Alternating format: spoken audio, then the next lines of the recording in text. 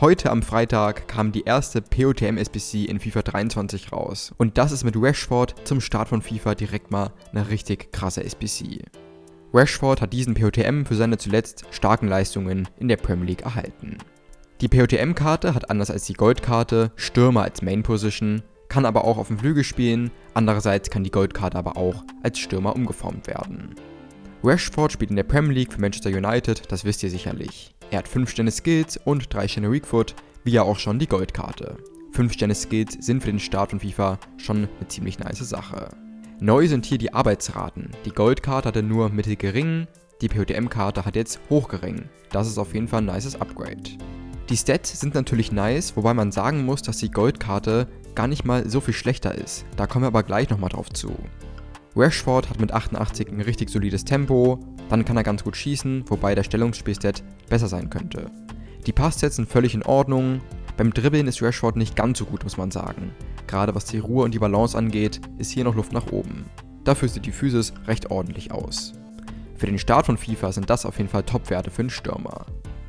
Wie kann man die Werte jetzt noch weiter pushen? Es gibt hier eigentlich verschiedene Möglichkeiten, man könnte auch was mit Tempo pushen. Wir sind jetzt mal mit dem Finisher gegangen, um die Schuss- und Dribbling-Stats nochmal ordentlich zu boosten. Wenn Rashford auf volle Chemie kommt, kann man ihn so echt krass verbessern. Kommen wir mal zu den Link-Möglichkeiten. Als Engländer aus der Premier League ist er wirklich richtig gut zu verlinken. Dazu hat auch noch Manchester United nice Link-Möglichkeiten, wie zum Beispiel Ronaldo, Anthony, Varane und so weiter. Aus England gibt es auch noch Tomori und Walker oder Sterling aus der gleichen Liga. Wenn dir das Video bisher gefallen hat, dann lass doch jetzt gerne mal ein Abo auf diesem Channel da. So verpasst du kein weiteres Video mehr zu den neuen SBCs. Für Rashford muss man jetzt schon stolze 3 Teams abgeben, ein 84er, 85er und ein 86er Team. Das ist für den Start echt eine ganz schöne Menge.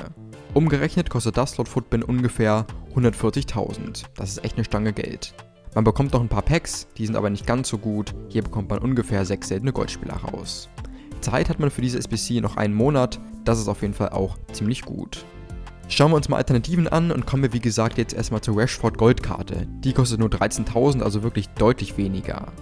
Der POTM hat zwar 3 Gesamtpunkte mehr, aber schauen wir jetzt mal, wie sich das in den Stats äußert.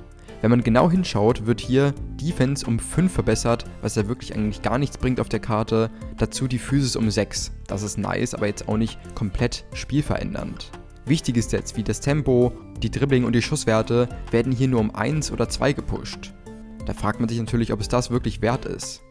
Eine andere nice Karte mit 5 Stern Skills ist zum Beispiel ein Nkunku in der Goldversion. Der kostet 120.000, hat nochmal viel bessere Dribbling-Werte, ist auch ein bisschen anderer Spielertyp, aber ist eben nochmal günstiger als der POTM und dann auch tradable.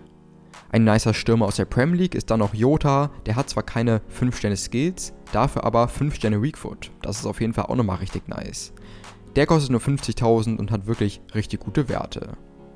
Wie sieht's aus mit der Community-Meinung? Auf Footbin sind die Leute eher ein bisschen sauer, viele haben hier für Lassen abgestimmt, einfach weil die SBC doch recht teuer ist und sich die Karte jetzt nicht so nice geupgradet hat. Auf Discord sieht das Ergebnis ganz anders aus. Die meisten stimmen hier für Machen, viele haben auch schon die Goldkarte getestet, die sie ziemlich überzeugt hat. Das ist aber hier schon echt ziemlich krass, wie die Meinungen hier direkt mal auseinandergehen. Kommen wir jetzt also mal zum Fazit. Zum Start von FIFA ist das wirklich eine Wahnsinnskarte. Heute ist ja eigentlich erst der richtige Release und es gibt schon so eine SBC zu machen. Fraglich ist hier natürlich, wie sich der SBC-Preis entwickelt. Hier kann es demnächst auch noch zu starken Schwankungen kommen. In unseren Augen ist dieser, zumindest aktuell, allerdings ziemlich hoch, gerade zum Start.